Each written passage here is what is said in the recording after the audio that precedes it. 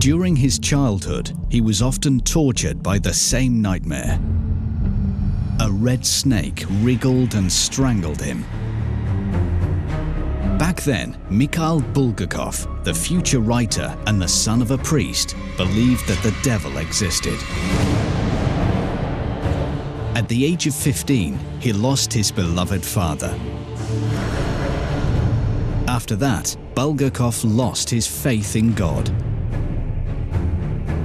He went through hell before regaining his faith.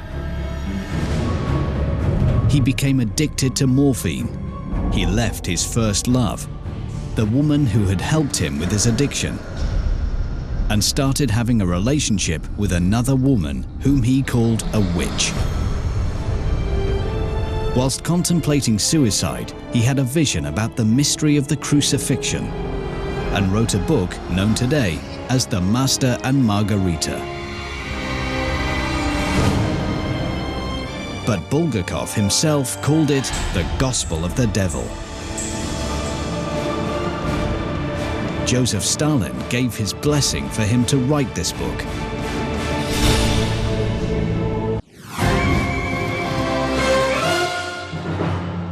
The year 1930, Moscow. Bulgakov ripped up his manuscript and threw it in the fire. It immediately went up in flames. The writer reached for his revolver. Life had no meaning for him. His works were not published. His plays were not staged. He was forbidden from going abroad. Killing himself was the only way out, so he placed the gun to his temple. The phone rang. Bulgakov picked up and was dumbfounded. Who's speaking? Who? Stalin? Stalin's call saved the writer's life. Mikhail Bulgakov managed to rescue his novel from the ashes. The idea of this book came to him after he saw the devil for the first time. He decided to rewrite it. In the revised version of the novel, Voland, devil was depicted as Stalin. The year 1900, Kiev. The evil appeared in the form of a big red snake. It crept up to the boy, twisted itself around his neck, and gripped him in a deadly embrace. The 9-year-old Misha shouted and opened his eyes. He was feverish. Nearby, there was the book Vi by Nikolai Gogol that he had recently read. He looked at it and went into a cold sweat. Misha got up, woke his sister, and whispered, "I saw Satan." He and his sister were both scared and started to cry. He only calmed down in his father's arms. "God will protect you. Just pray," said his father. At that moment, Athanasius Bulgakov, a teacher at the Kiev Theological Academy, became seriously frightened. Misha was his favorite son, the firstborn of a large family. His grandparents were priests, and his parents were committed Christians. They read the Bible and prayed every day. Where did their son's visions come from? To protect his son from the demons, Athanasius Bulgakov started to teach him the basics of his faith. He told the boy about God and about Jesus, about the higher justice, about the eye of the omniscience. Little did his father know that within a few years, his little son would renounce the Lord and turn to the forces of darkness. His difficult road back to faith took Mikhail Bulgakov 40 years. He had to reject God, go through 2 wars, a revolution, and a terrible dependence on morphine. He finally ended his pact with the devil. It all began at the age of 15. In shock, Mikhail slumped down on the steps of his house. His father had just died of renal hypertension or nephritis.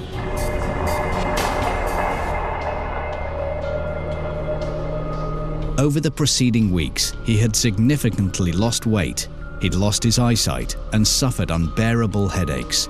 Finally, he became paralyzed.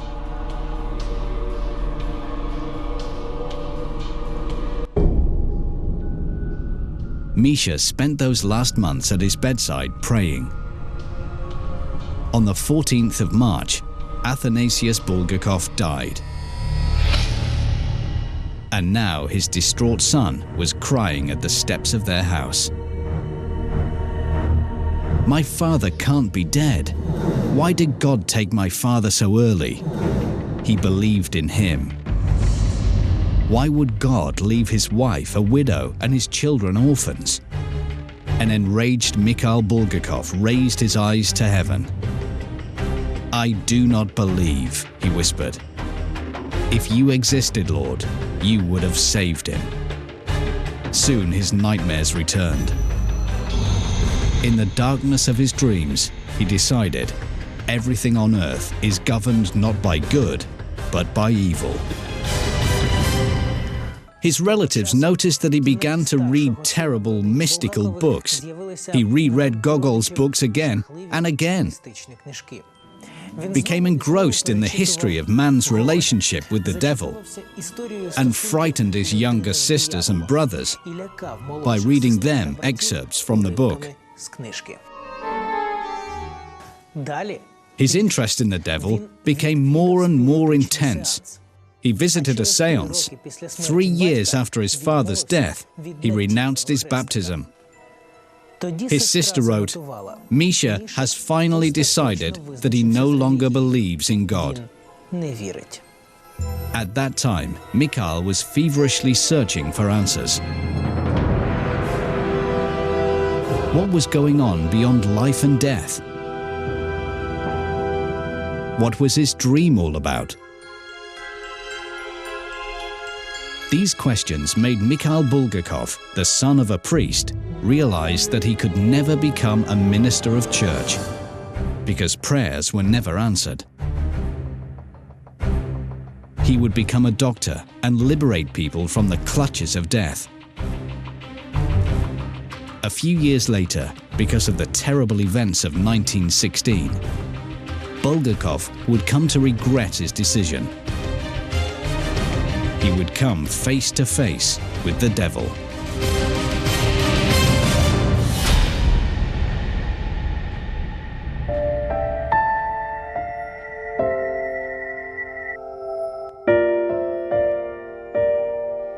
The love of his life is next to him.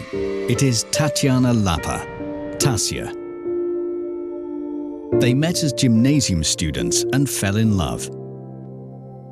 Now Tasya was his wife. In her company, all his fears disappeared. Together, they planned their happy future. Misha would graduate from university and become a pediatrician. Tasya would give birth to 1, 2, or 3 kids. Bulgakov would never experience such happiness again, but it was short-lived. A year after the wedding, the First World War started. A young doctor who had been a student the day before suddenly found himself on the front. His life had turned into a nightmare.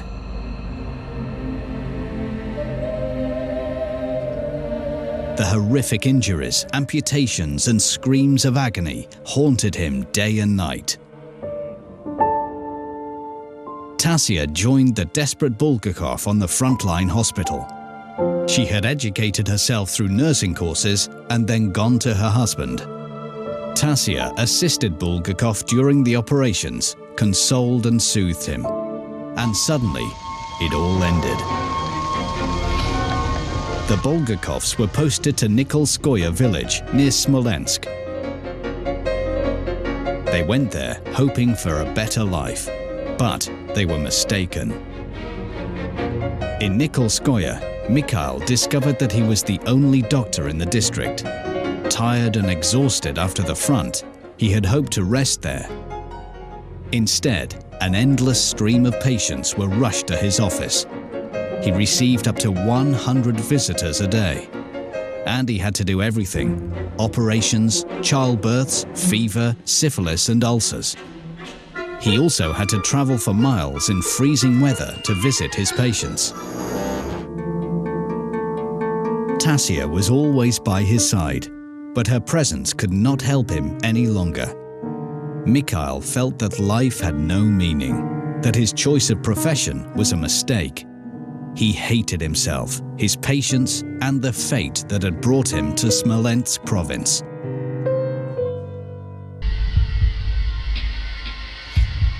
Meanwhile, the day that would change his life forever approached.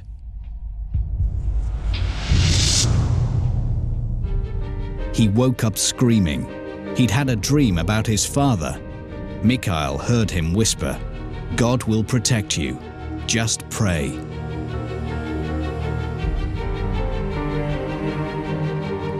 In the morning, he decided that this was a sign and would not practice medicine any longer. In a corridor, a patient was waiting for him. He was holding a boy who was gasping for air. Bulgakov realized he was suffering from diphtheria. Let this patient be the last one, he decided. There was no time to waste. He had to perform a tracheotomy right away, or the boy would die from lack of oxygen. He still couldn't breathe, as mucus was caught in his throat. The doctor immediately inhaled through the tube, causing the lungs to start working again. But at a cost. Bulgakov was afraid that the mucus had infected his throat. He immediately injected himself with a serum against diphtheria. However, the drug caused severe itching and swelling of the face and a red rash. The doctor decided to ease his sufferings. For the first time, he made himself a sedative of morphine. This was the beginning of the end.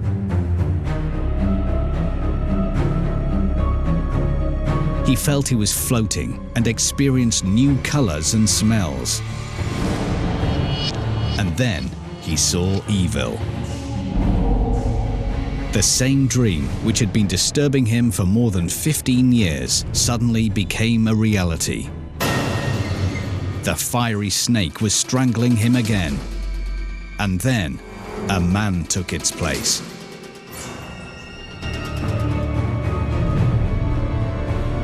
He bent over him and said in his father's voice, "Pray, he will protect you." Bulgakov froze. He had come face to face with the ancient demon Azazello. Azazel was the name of one of the demons that surrounded Satan. It's widely thought that Azazel is the demon who unleashes the power of herbs and roots to people. He teaches them how to change their perception with the aid of drugs. Azazel led him down to a strange sandy road to an old palace. You want to know the truth? Take a look. But the effect of the injection was over. Bulgakov found himself sitting in his office confused, frightened, and excited. He was determined to return to the palace and find out what the demon wanted to show him. The next day, there was no need to take morphine. The rush had disappeared, and there were no medical indications for the injection.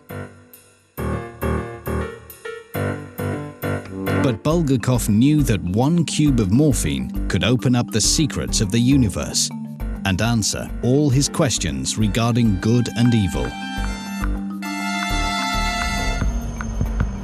He told himself that this would be the last time and fixed himself a new injection.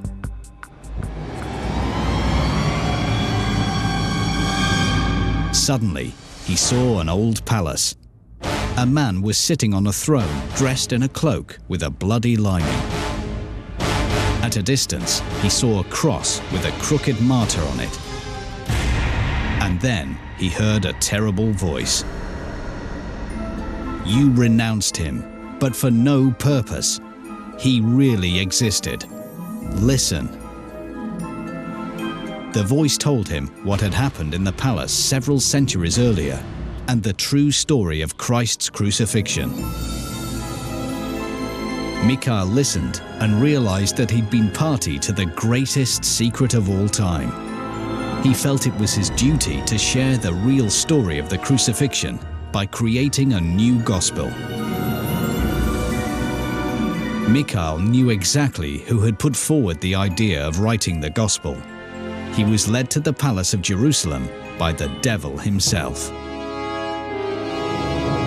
He needed to keep injecting himself several times a day, even during appointments. He ended up living in a dream world. Tasia was in despair. Why had she not dissuaded him from taking that first injection?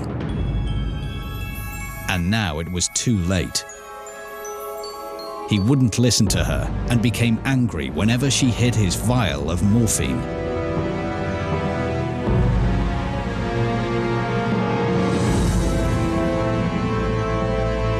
He demanded that his wife bring him some more drugs and threatened her with a pistol if she refused.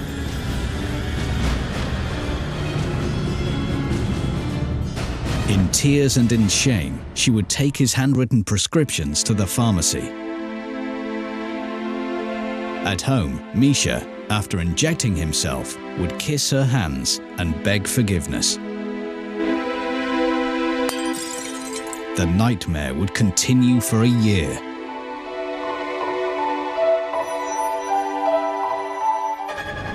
And then, the unthinkable happened.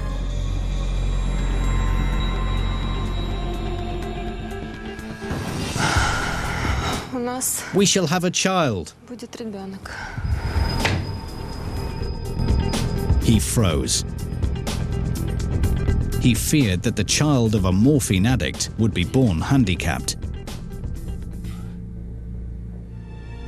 This would be the price for his knowledge.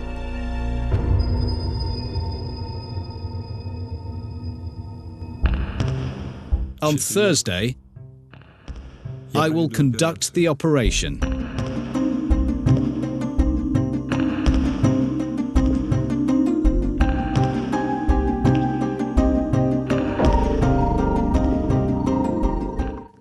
He'd never performed such an operation before. He turned over the pages of the medical guide for quite a long time before putting on his rubber gloves. The operation lasted for hours. Tasia realized that something had gone wrong.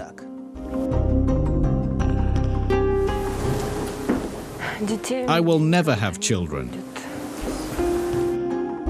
When everything was over, Mikhail made himself a shot of morphine, silently lied down on the sofa, and fell asleep.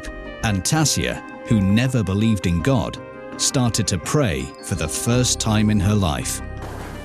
Dear God, please make this nightmare stop. Her prayers were answered. Mikhail suddenly calmed down. The dream ceased after he had witnessed the true story of Christ's crucifixion. Soon they returned home to Kiev. In order to help her husband overcome his drug addiction, Tasia began injecting him with distilled water instead of morphine. Bulgakov realized what was going on, but he agreed to play along. He didn't need the drugs anymore.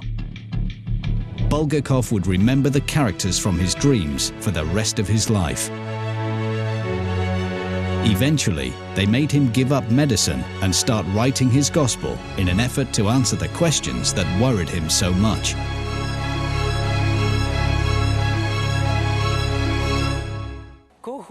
Whom had he seen while under the influence in Smolensk?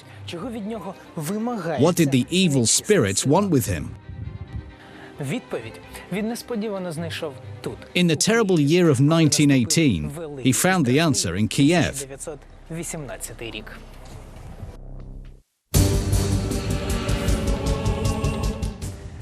It took only 1 year and 14 coups for old Kiev to be completely destroyed.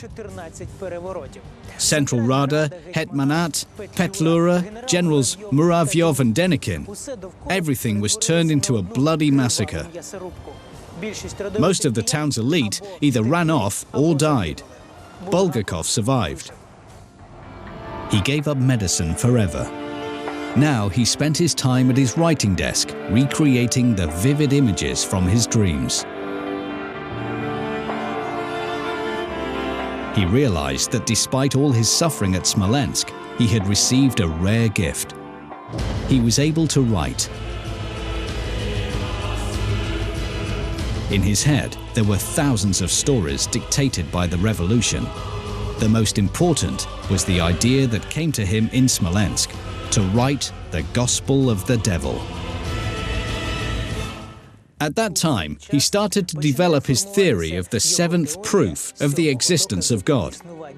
6 unconvincing proofs were already developed by the medieval religious scholars. The 7th one was invented by Bulgakov. The proof was very simple. If the devil exists, then God also exists. Bulgakov was convinced that the devil existed.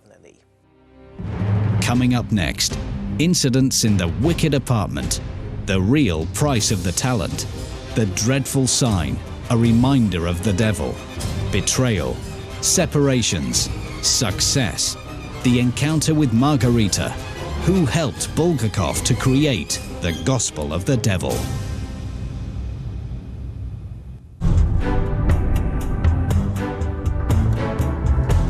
That year, Mikhail Bulgakov, a fledgling writer, appeared in Moscow. He aimed to get a job at the newspaper, but what he found was a shattered city full of hunger and fear. There was no work and nowhere to live. Every night, people mysteriously disappeared. In the courtyards of Lubyanka, the engines of trucks were left running to muffle the sound of shots. The enemies of the revolution were executed. An unknown writer could count only on a room in a communal apartment at 10 Bolshaya Sadovaya Street. 6th entrance, 5th floor, in apartment number 50. Bulgakov started creating his character, Voland. After that, the apartment took on a haunted aspect. People said that Fanny Kaplan, who had attempted to assassinate Lenin, had lived at the house, that people had been tortured there, that the neighboring apartments had caught fire. Strange footsteps were also heard, but none of it was true. By moving into that apartment, Bulgakov had entered hell. At that time, the apartment number 50 on Sadovaya Street was one of the first working communes in Moscow. 10 families lived there. Most of them were proletarian.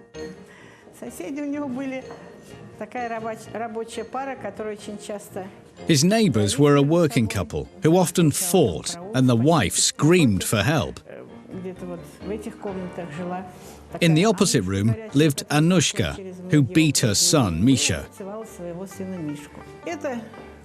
This room belonged to a prostitute. At night, when people knocked at Bulgakov's door asking for Nusia, he answered, "Next door." The intellectual Bulgakov was disliked by his neighbors. "This was the darkest period of my life. My wife and I were starving. I ran all over Moscow. There were no jobs." In that room, Bulgakov spent 3 hard years. He hated this apartment and called it wicked. He suffered from noisy neighbors and the scandals. Therefore, he could only write at night. But it was in this apartment that Bulgakov wrote his masterworks, Diaboliad and White Guard. He was inspired by a portrait, which hung above the table, a portrait of a man in a grey beret, Mephistopheles. He never forgot about his Smolensk visions. He knew he had to write the Gospel of Satan, but instead, he wrote about the things he had lost in Kiev, about his loving family, about love and death, about the war that had destroyed his world. Instead of a novel about the devil, he wrote a novel, The White Guard. All this time, Tasia was near him. She helped him, warmed his hands. She was his first reader and first critic. And then a miracle happened. Mikhail Bulgakov received a proposal to adapt a play based on the novel The Days of the Turbines. It was a fantastic offer. A few months later, the play was triumphantly staged in the Moscow Art Theatre. Moreover, Stalin came to its premiere. He watched The Days of the Turbines with enthusiasm and started to come regularly. He saw the play more than 30 times. No critic dared to argue against it. Overnight, Mikhail Bulgakov went from an unknown journalist to a fashionable playwright.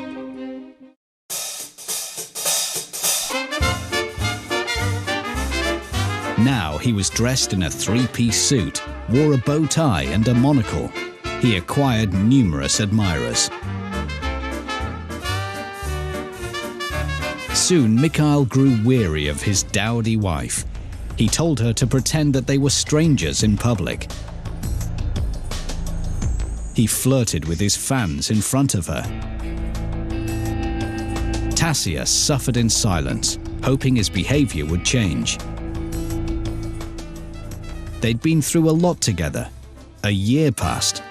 Her husband became the darling of literary society. He was envied. Stanislavski praised him. Bulgakov lost sight of his origins.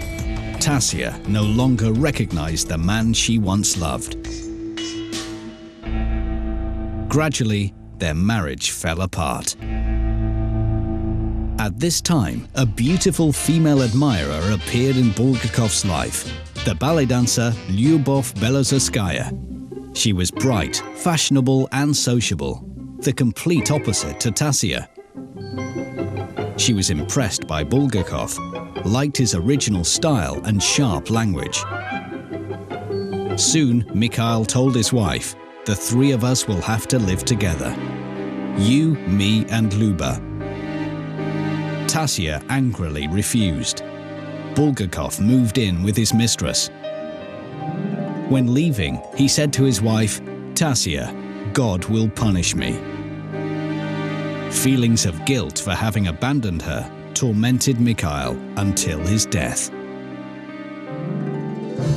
But in the whirlwind of his new life, he tried not to think about it. He had everything: money, fame, recognition. It seemed that all the hardships were over. The nightmares and demons which harassed him had gone forever. But he still felt restless. Soon he received a reminder of the agreement he'd made. One evening, his wife Luba brought home a book. It was the story of the writer Alexander Chayanov. Having read it, Bulgakov experienced a mysterious horror. Here is that book, a unique edition. Here is a story which amazed Bulgakov so much. It's called Venediktov, or Memorable Events of My Life. It's incredible. The story recounts Satan's visit to Moscow. He wins the souls of Muscovites in card games. But the biggest shock of all was that the protagonist of the story was a student whose surname was Bulgakov. One can only imagine how amazed the mystical soul of the writer must have been by that coincidence. He grew cold when he read the following lines. Do you know what lies here in this iron box? Your soul is in it, Bulgakov. I'm the king, and you're a worm in front of me, Bulgakov. My power is unlimited, Bulgakov, and my anguish is boundless. The more power, the more anguish. Mikhail Bulgakov interpreted the book as a sign, a terrifying message from the dark forces. It was subtly done using another writer, but it was addressed directly to him. He realized that he must honor the agreement and wrote a novel about the devil, the Gospel of Satan.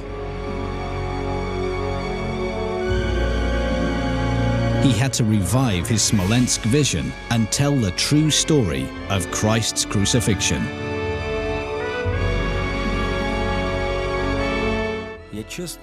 I often wonder what he was executed for. Maybe because he was merciful and sensitive to everyone, and blessed everyone, and loved everyone unconditionally. Bulgakov dared to write a poem in the midst of an anti-religious campaign. He showed it to the chairman of the Literary Society of Moscow, Leopold Averbach. But he tried to convince Mikhail that Christ had never existed. He advised him to quit this nonsense and write about the proletarian life.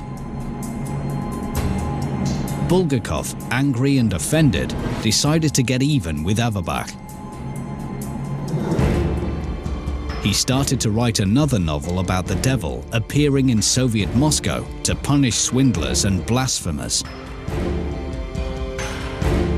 Satan starts his reprisal with Averbach, who in Bulgakov's novel is called Berlioz.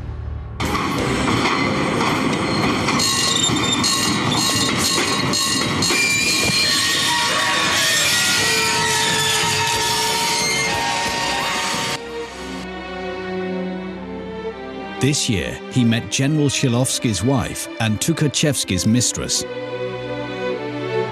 An incredibly beautiful woman, Helena Nürnberg, his Margarita.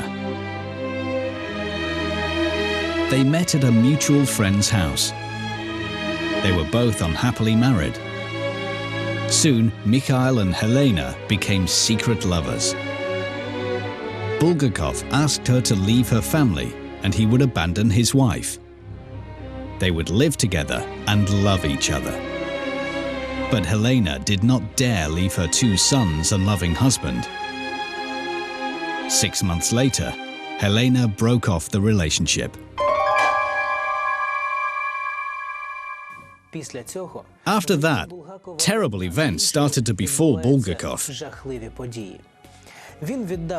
He submitted 1 chapter of the forthcoming book to a publishing house.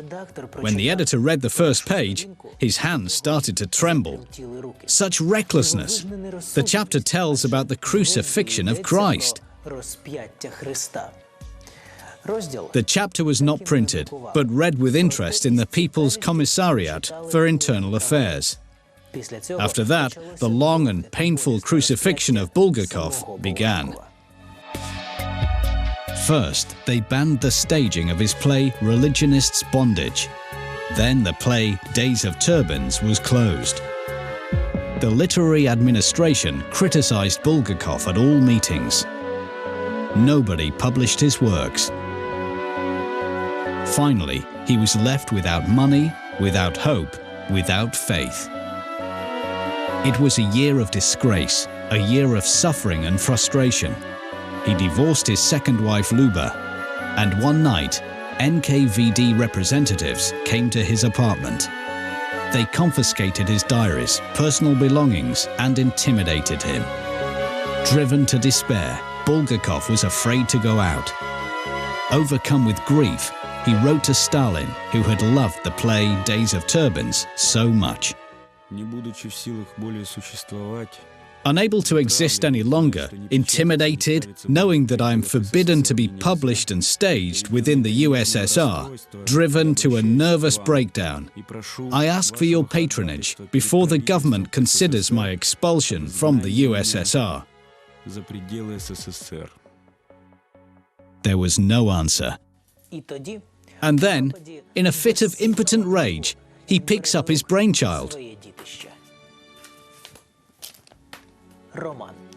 His novel. He rips it in half and slowly, page by page, throws it in the fire. Then he picks up a gun, holds it to his temple, and then suddenly, something incredible happened. The phone rang. Bulgakov picked it up and froze. He was talking to Stalin. Maybe we should let you go abroad. Are you fed up with us? The confused writer answered, "A Russian writer cannot exist outside his country." The voice responded, "I think so too." What an incredible turn of events. After the call, Stalin ordered Bulgakov to take on the position of assistant director at the theatre. And in parting, he said, "I would like to meet for a talk." The inspired writer waited for this meeting until the end of his life.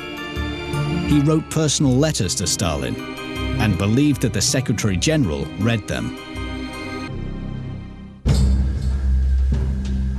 After that phone call, Bulgakov realized what he had to do.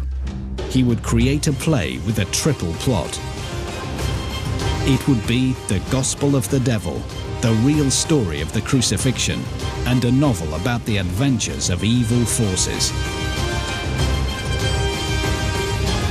In Voland's character were Stalin's traits, whom Bulgakov now considered the useful evil. What was the real reason for Stalin's phone call? He did not know that the Secretary General had made a calculated move. Just before that call, Vladimir Mayakovsky had shot himself. Abroad, rumors were circulating that Russian writers were being repressed under orders from the Kremlin. At that time, the General Secretary received a desperate letter from Bulgakov. Stalin read it and decided to make a royal gesture. Save a talented writer, give him a job, and thus demonstrate to the writers that the Tsar knows everything and is kind. Everybody believed it, especially Bulgakov. Now he was restoring his novel with double the enthusiasm. He believed that Stalin would be the first to read and enjoy it. Після цього у Сатані Воланді в романі проявилися риси Сталіна. After that, Stalin's traits were evident in Voland. Це відчувається в тексті. Воланд не робить нічого поганого. Він просто It's obvious in the text that Bulgakov treats his protagonist with sympathy. Bulgakov believed in a fair devil until his death and considered Stalin his secret patron, who can do everything, even bring him back his beloved woman. навіть повернути йому кохану.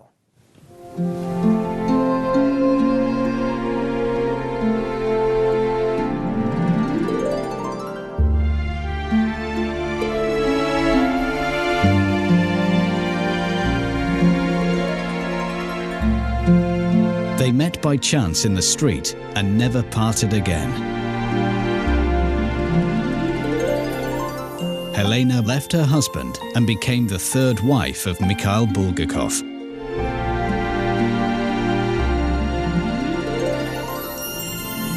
They spent 9 blissful years together.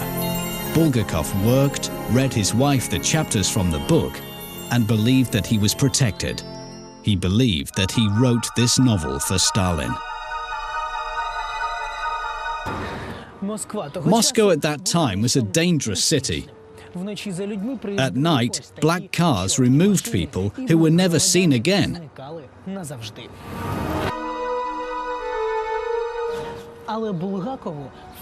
Bulgakov was lucky.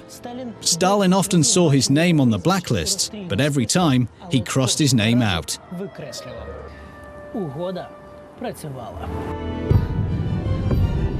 After 10 long years, the novel was finally completed. A book about God, the devil, love, sacrifice, and modern Moscow with all its purges and repressions. Helena remembered every written word. She embroidered a silk skullcap for him. They were happy, but then the writer made a huge mistake. He decided to humor his imaginary patron, to approach him, to become a writer recognized by the authorities. For this purpose, he began to write a play, Baitum, about the young Stalin. It had to be staged on General Secretary's birthday. Then God intervened and prevented him from doing it. Stalin was scared of having a play about himself. As a result, Mikhail had a nervous breakdown that led to kidney failure.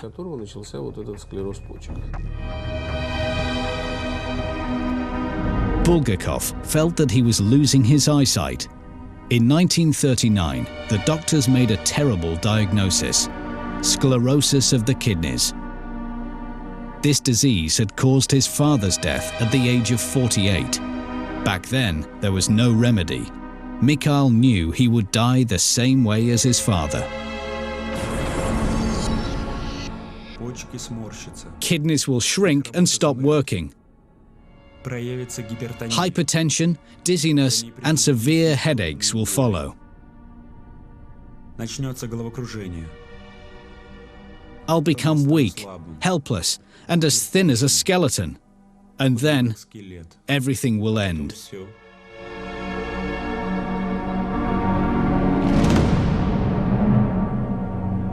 Six months passed, and everything happened exactly as he predicted. He was almost blind.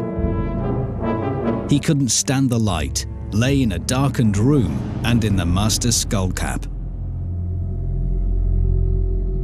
But he continued working like a madman. He was afraid of not finishing it. Bulgakov dictated to Helena the last corrections to the book. He had fulfilled his destiny and written the Gospel of the Devil. He clutched the book and whispered, "So that people know." On March the 10th, his wife made a record in his diary. Misha has died.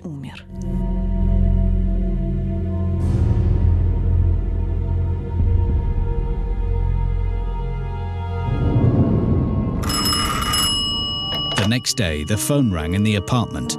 It was Stalin's secretariat. "Is it true that Comrade Bulgakov has died?" "Yes, it's true." They hung up. Bulgakov's dream did not come true. Stalin, who knew that the writer in recent years was working on something special, did not ask to read the novel. But he also did not order to withdraw the manuscript. The novel, The Master and Margarita, was impossible to publish in the Stalin era. Helena hid it for almost 30 years. She waited for the right time to come. The book was published during the Khrushchev era and caused a stir. It was the only book about God and the devil ever permitted in the Soviet Union. Nobody knew that Stalin had helped Mikhail Bulgakov to finish the novel, and that in the original ending, Bulgakov thanked him in a peculiar way. In the last pages of the novel The Master and Margarita, Voland was leaving Moscow with the words, "We have nothing more to do here. Everything else will be done by him, by Stalin."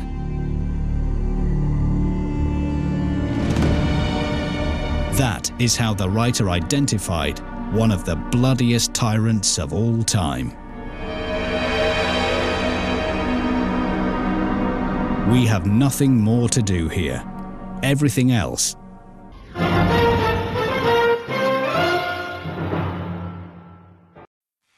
He was sitting on an iron bed in a dirty cell, waiting to die. No one leaves this place alive.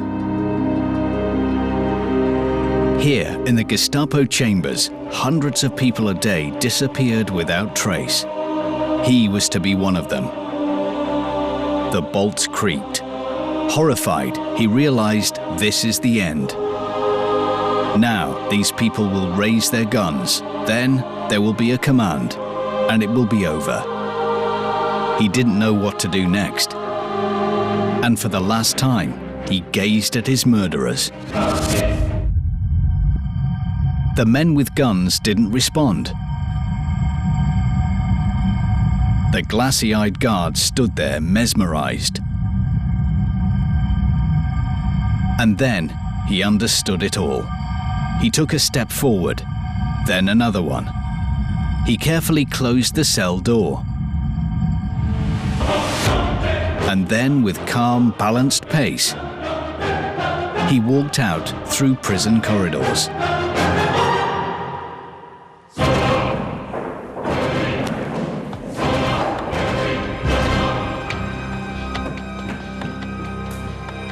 That day, the prisoner 3056 managed the impossible.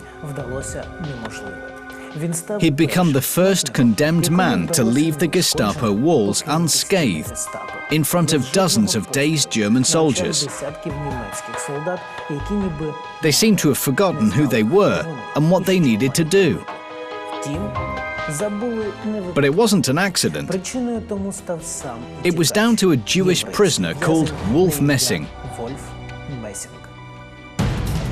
He could read minds, subordinate people to his will, and foresee the future. He knew how to die and resurrect. He foresaw World War II, predicted Hitler's suicide, and called the exact date of Stalin's death. Wolf Messing, the great cursed prophet. He foresaw the deaths of millions of innocent people, but managed to prevent none of them. He had to watch his beloved wife die and was powerless. He possessed a phenomenal gift, a gift which brought him great fame, but ruined his life.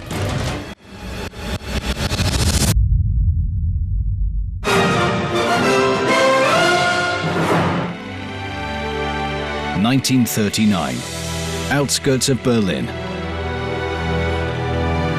His feet were giving way while he was walking through the carriage. For a few days after his escape from the Gestapo, he had been hiding on roofs, eating very little. He couldn't sleep, and now he felt exhausted. He wanted only one thing: to wake up somewhere far from here, in a warm and safe place. But Messing knew that at any moment he could be seized. A huge reward was put on his head: 20,000 Reichsmark. With this money, one could buy a plane, not only a life of a criminal. And now, to save himself, he had to run and hide, as he had done so many years ago. Your ticket, sir?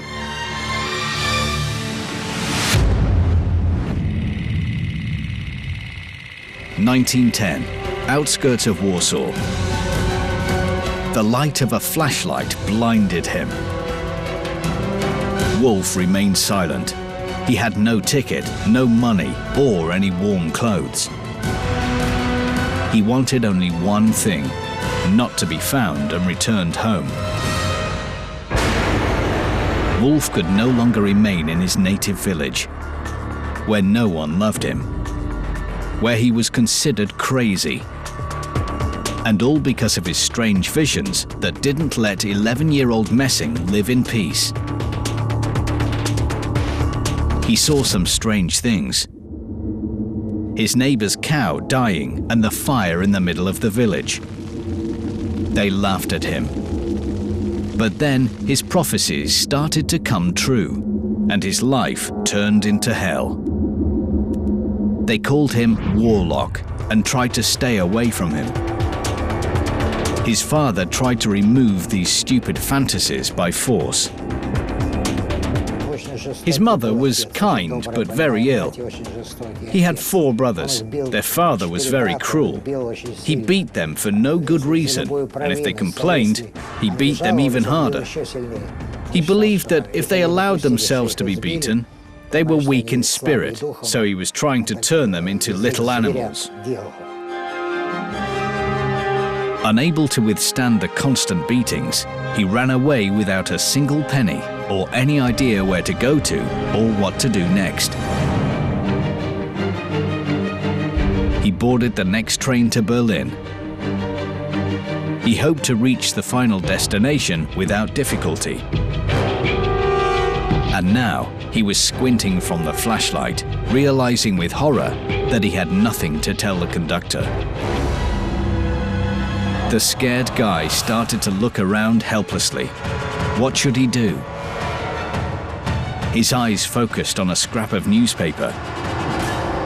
Not knowing what he was doing, Wolf picked up a dirty piece of paper and handed it to the conductor, hoping he would think it was his ticket.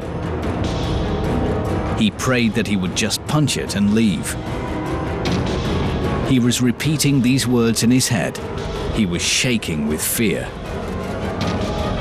The conductor examined the scrap of newspaper and stretched out his hand to him. Wolf heard the conductor's calm voice.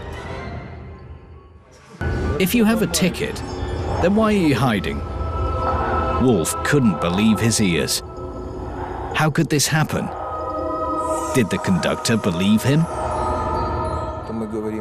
We're talking about a version of Ericksonian hypnosis, gypsy hypnosis, instant hypnosis. Such things exist, and they're being investigated. The main idea is that because of great excitement, the man believes in what he's doing. He mustn't think that he's deceiving someone or suggesting an idea. I believe a fraud would be immediately detected, but stimulating others with my faith works phenomenally. It had never happened to Wolf before. Sometimes he had seen pictures of the future, but for the first time, he had put his thoughts into another person's mind. What should he do with this gift? Tell someone and risk being ridiculed or being called a warlock again? Wolf feared this the most. Therefore, he decided to find a simple job in Berlin. If he's lucky, he'll get a normal job. And he'll never again speak of his visions and his gift that brings only trouble.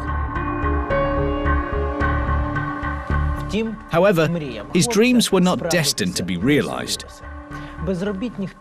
In Berlin, there were a huge number of unemployed young people like him. The patrol sent them to orphanages, and so Wolf had to hide again. He ended up a beggar. He could only find occasional work, but Messing regretted nothing. He would do anything not to go back home. He was walking down the street. His head was spinning. He hadn't eaten anything for several days. The dirty beggar was driven away from stores. People on the streets turned away in disgust. He couldn't bring himself to ask for charity. He was pleading with his eyes, but no one responded. He leaned heavily against the wall. His head was swimming, and then everything went dark. 1913. Berlin. On that day, it was overcrowded in the local circus. The room was filled with noise. People were screaming and clapping their hands, watching the amazing show on stage. This number was called The Living Dead. In the middle of the arena lay a dead man. His skin was pale and his heart wasn't beating. Still, he showed no signs of decay. People from all over Europe would come to have a look at this wonder of nature. And no one knew that this wonder of nature was the 14-year-old Jewish beggar, Wolf Messing.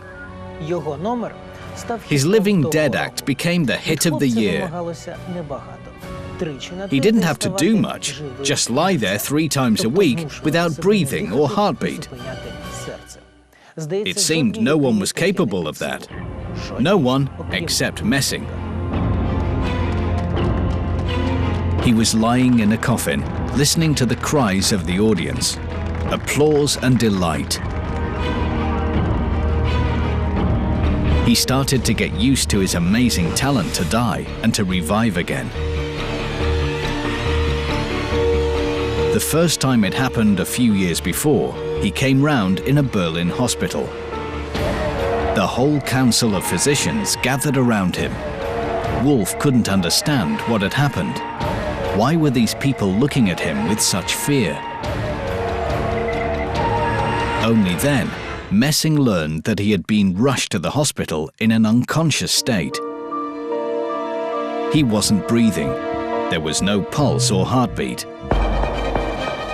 The doctors certified him dead, and his body was taken to the mortuary. He stayed there for several days. They'd already prepared him for cremation when one of the attendants noticed that his hand was moving. The scared medic called his colleagues. Only later, they found out that Wolf had had a cataleptic shock. In this state, the body loses the primary signs of life. The heartbeat becomes weak, barely audible, and the breath can hardly be felt. That's why it seems that a person is dead.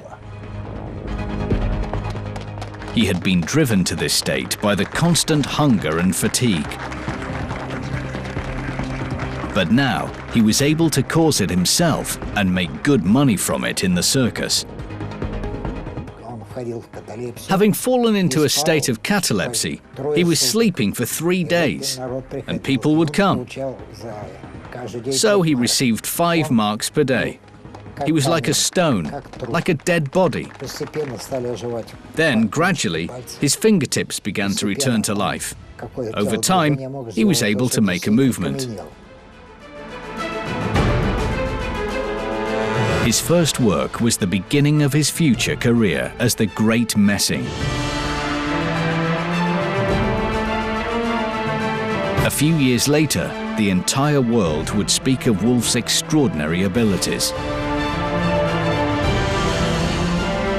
Thousands would dream to see a man who could read minds, find hidden objects, and foresee the future.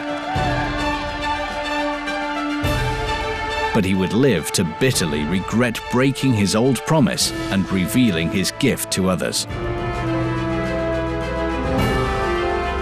His gift would become his most terrible curse.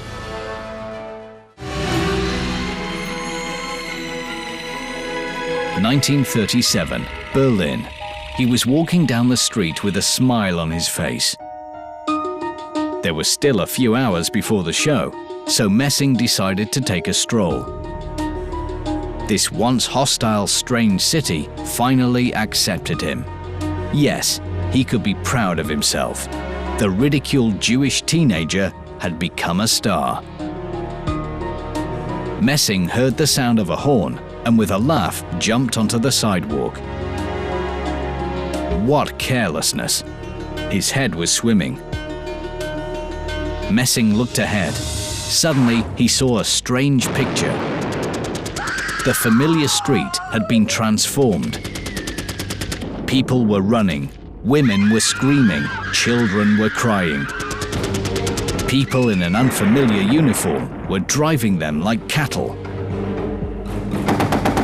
Shots rang out, and Messing came to his senses.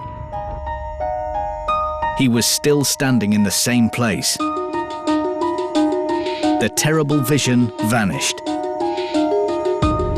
He saw people on the streets buying bread, playing with children, engaging in everyday life. And they paid no attention to the man who had just seen their future. Within 2 years, there would be hardly anyone left alive in the Jewish quarter of Berlin. Half would be killed during detention, the rest sent to die in concentration camps. Messing's vision would come true, but he himself would not witness it. He would soon be first on the Third Reich's death list of enemies.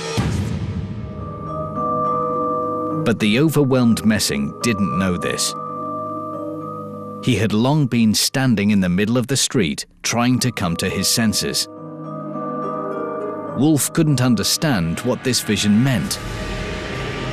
The only thing he really wanted was to forget about it. I believe that people endowed with phenomenal abilities, including Wolf Messing, are due to pay a huge price. It's the pendulum theory. The pendulum swings to the left and to the right. So the more creative a person is, such as Wolf Messing, the greater the compensation will be. That day, he would make his first mistake ever at the show. And then another and another. He would find it harder to concentrate, and it would be because of the sleepless nights that were driving him crazy. The terrible visions were coming again and again. He saw a huge line of people, women and children.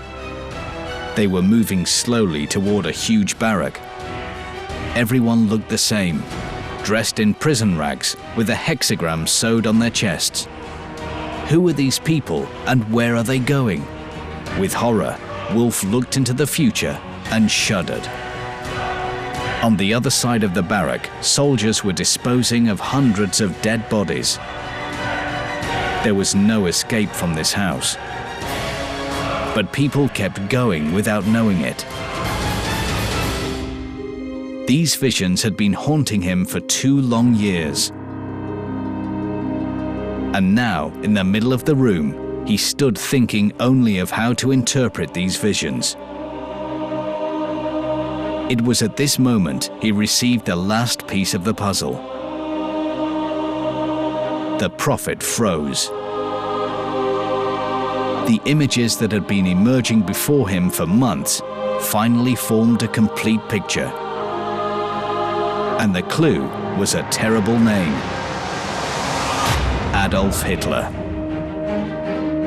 The man who seized power in Germany and was preparing for the most hideous crimes.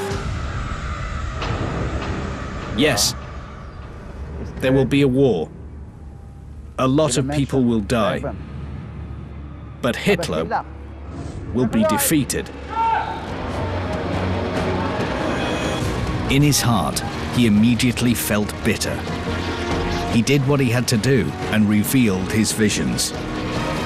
And now, he felt as if he was awakening from one nightmare to immerse himself into another.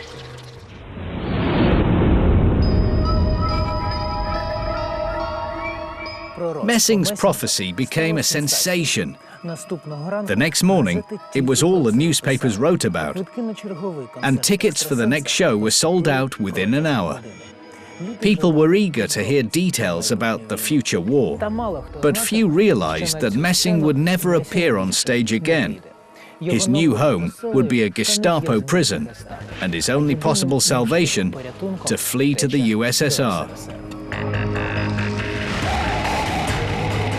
1939, outskirts of Berlin. He was making his way through the carriage, barely moving his feet. A few days before, he was arrested by the Gestapo. His execution was inevitable. And yet, he had achieved the impossible. He escaped and walked out of the prison in the middle of the day, in front of dozens of armed soldiers. Messing couldn't remember when he last ate. He felt powerless and exhausted. His hands trembled. He only wanted to sit in the compartment and get some sleep. "Your ticket, sir?" Well, now he knew exactly what to do. Once, on the train, as a little boy, he first discovered his gift of hypnosis. And whenever necessary, he could always use it.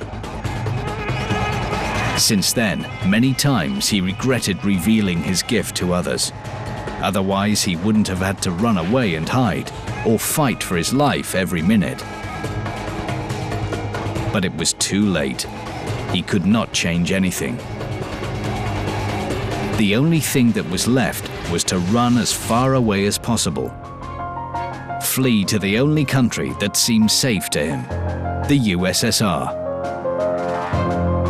Wolf didn't know what awaited him there, in distant Russia, but he saw no other choice. Men in uniform were running to him across the platform. Nearby, he heard a piercing train whistle. Messing was petrified. "Your papers, please." He was looking at the men in uniform and didn't know what to do, what to say, how to answer. Time seemed to have stopped. He only had two options. The first was to call himself a refugee and show his fake documents. Wolf Messing would disappear forever. Instead, he will be a simple man, a hard worker, who will settle in a village and live a quiet, peaceful life. He will marry a beautiful woman, have children, and die among them, old and happy. But there was another option, to tell the truth and risk his life once again. He would run scared, but he wouldn't have to hide his talent. If he's lucky, he will get an incredible burden off his chest. Perhaps here in the USSR, they will listen to him and believe him. He will tell them about his visions of a war that was inexorably approaching. Perhaps he might be able to help save people, himself included. And so he made a decision. I am Wolf Messing. Watch next. A death test in front of Joseph Stalin. At the times when magicians and prophets are being wiped out in the Soviet Union, he teaches hypnosis to the NKVD officers. Messing precisely foretold the start and end dates of World War II, the time of Stalin's death, and the end of his only dearest person. He passionately fought for the life of his beloved wife. But having realized that he was powerless, he cursed his gift, which brought him worldwide fame, but ruined his life.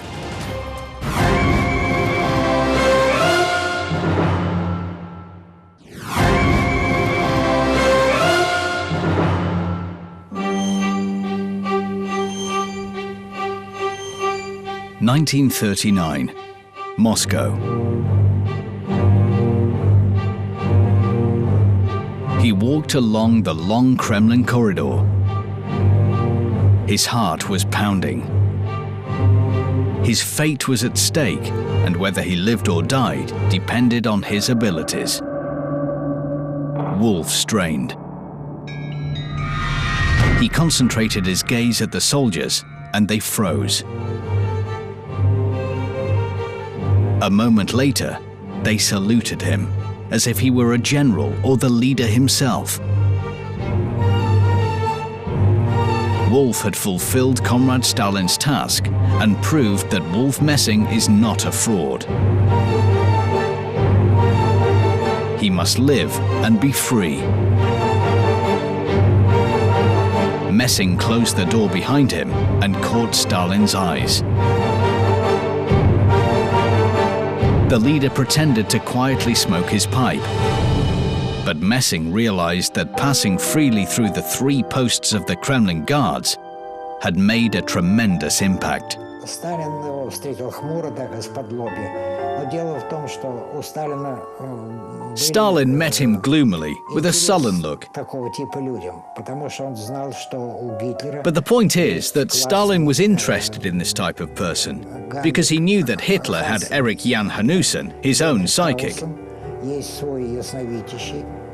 So he wanted to have his own too, if he was a real psychic. Finally, the leader couldn't help it. How did you do it? I made the guards believe that I'm Beria. Messing was nervous. He watched every move of the leader. Stalin silently put his pipe aside and then laughed like a child. Messing was saved. Stalin had believed in his supernatural powers. He was eager to save the prophet's life and listen to him. Wolf warned him that a war will break out in 2 years. He even named the exact date, June the 22nd. He tried to describe in detail what he had seen in his visions. But suddenly, he was interrupted. Go, Comrade Messing. We will call for you.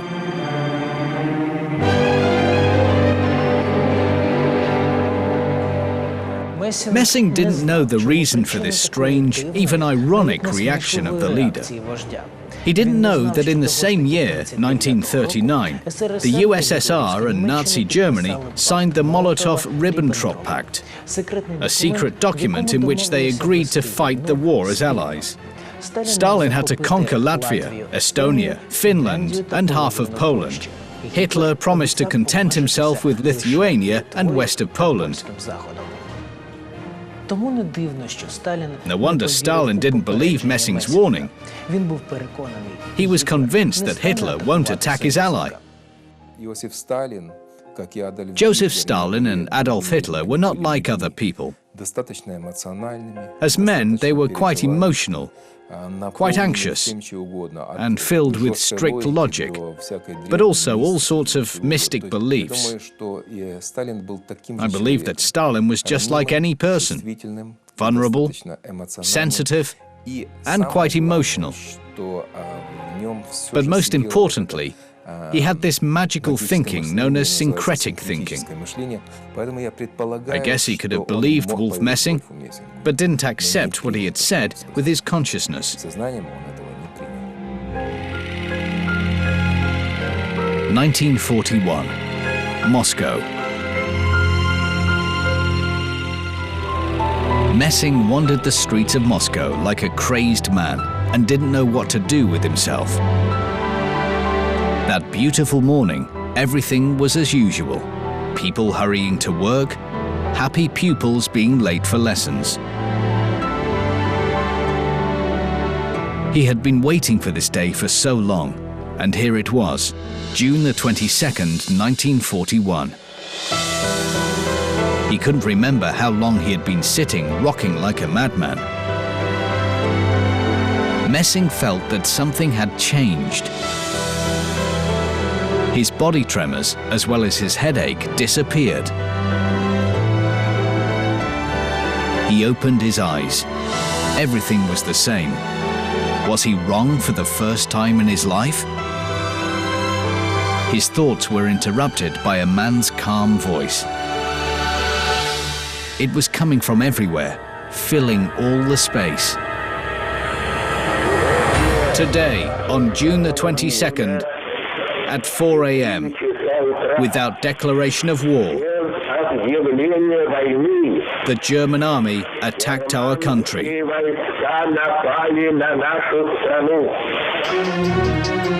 Panic seized the streets. And in this crazy whirlwind, nobody noticed a lonely man inconsolably crying on a bench.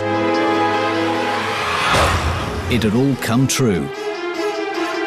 And he hadn't prevented it, hadn't helped. Risking his life, revealing everything to Stalin, had all been in vain. What did he need this gift for if it could not change the future? In desperation, he seemed not to notice the uniformed men approaching him and taking him to the familiar cabinet, where Stalin and others were already waiting. They asked him many questions, but the more Messing talked, the angrier everyone grew. 4 years. The war will last 4 long years. It all merged into one terrible moment that Messing didn't want to remember.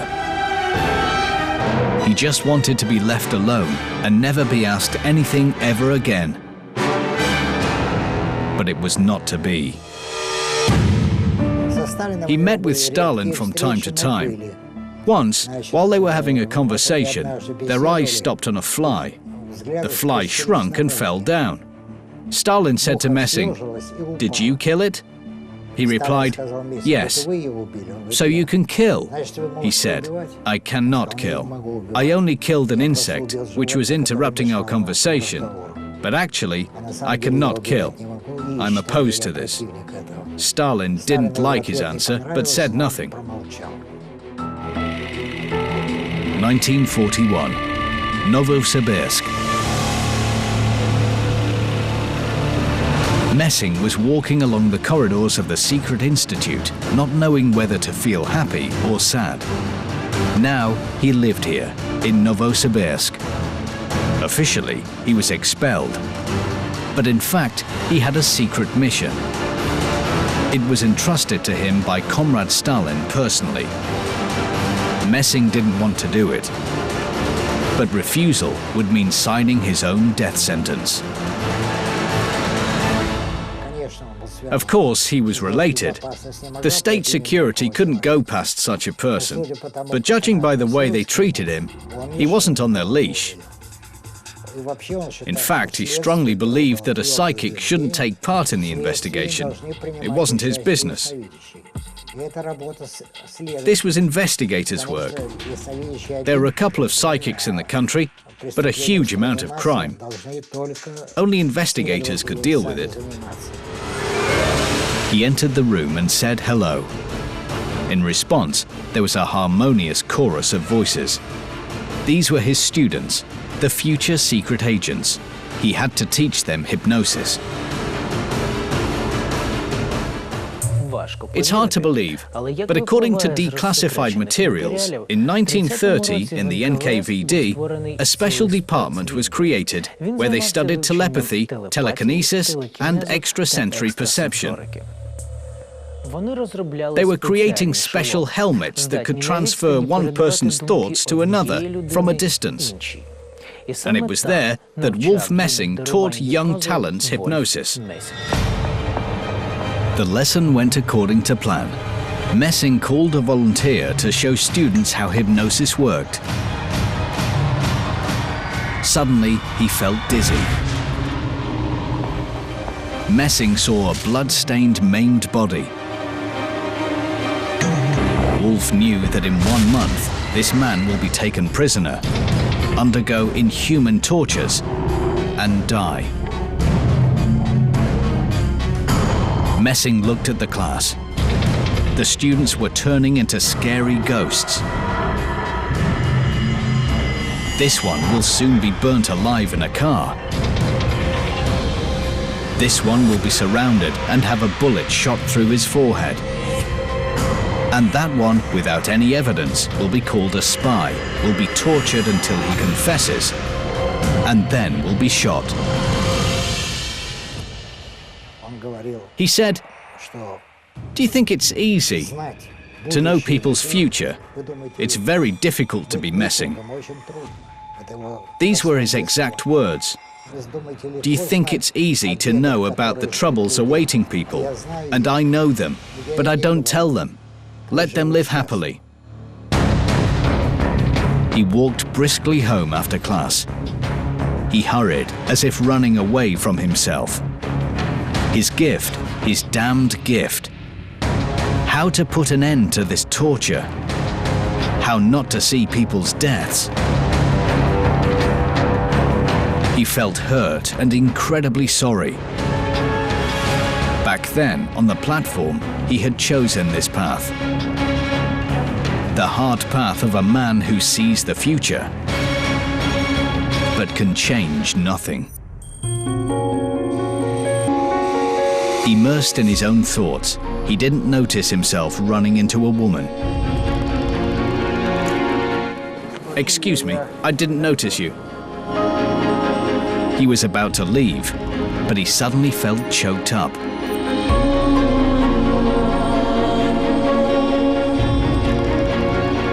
A ringing laughter, a plain white dress, and those eyes. The eyes of a woman who was gazing at him. Messing was amazed. He had never seen such visions. And then he realized he saw his own future. And this woman was to become his future. A few months later, they would get married. The ceremony would be simple. Only a few guests, colleagues of the groom and relatives of the bride. But this event would change the entire life of Wolf Messing. Ada Rappaport would become everything for Messing, his wife, assistant and friend. After meeting this woman, no one would ever see Wolf gloomy again. It seemed Ada breathed new life into him, to show that there is happiness, and then to take it away for good. How can you live with someone who reads your thoughts? She said, I don't have any bad thoughts. They lived in friendship, and he felt great support. They were coming back home after the show when Ada started the same conversation again. She wanted children. Why does her husband resist? Messing was too tired to argue. They won't have children, period. He doesn't want his gift to be passed on to his children. This is too terrible. Ada suddenly turned pale, staggered, and fell. Wolf grabbed her. The world was spinning before his eyes. He saw his Ada, pale and sullen, lying in a hospital bed. Her face was distorted with pain. She was dying. When his wife came round, Messing was sitting next to her smiling. Ada had been working too much. She needs more rest. He couldn't tell her the truth, to say that cancer was uncontrollably growing inside her body. He didn't want to think about it. There is time to change the future for the first time in his life. And he will, he must fix it. Because he wouldn't survive her death.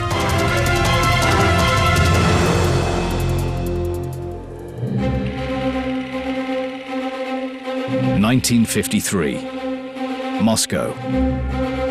Stalin was working at his dacha when the door of his cabinet opened. The leader stopped. At the door stood Wolf Messing. He threw himself at Stalin's feet, begged to let him and his wife go abroad. Only there, doctors could operate on his Ada. This is their only chance for salvation. For the first time in his life, Messing was begging. But in vain. Nothing could touch the leader. Stalin wasn't going to let him go. The USSR borders were blocked even for Messing. Finally, Wolf stopped. devastated, defeated. He couldn't do anything. Well, in this case, there is nothing to lose. You will die on this day, Joseph Vissarionovich. Messing knew how terrible it is to be frightened and helpless, unable to avert your own death. He also knew that he was risking his life. At any moment, Stalin could throw him behind bars. He knew it, but had no fear. He didn't care anymore. He was cursing his talent. He was cursing his own life. A life which, after his wife's death, would have no meaning. On March the 5th, 1953, Stalin indeed died. In his prime, he had no specific abnormalities. According to one version, he died of a brain hemorrhage. The other says of poison, poured with the hands of his closest associates. Messing's prophecy would come true, but it wouldn't bring relief to the prophet himself. 1960, Moscow. He entered his wife's ward. Ada looked amazingly pale and exhausted. He saw how difficult it was for her to smile. He called every doctor in the region to visit her.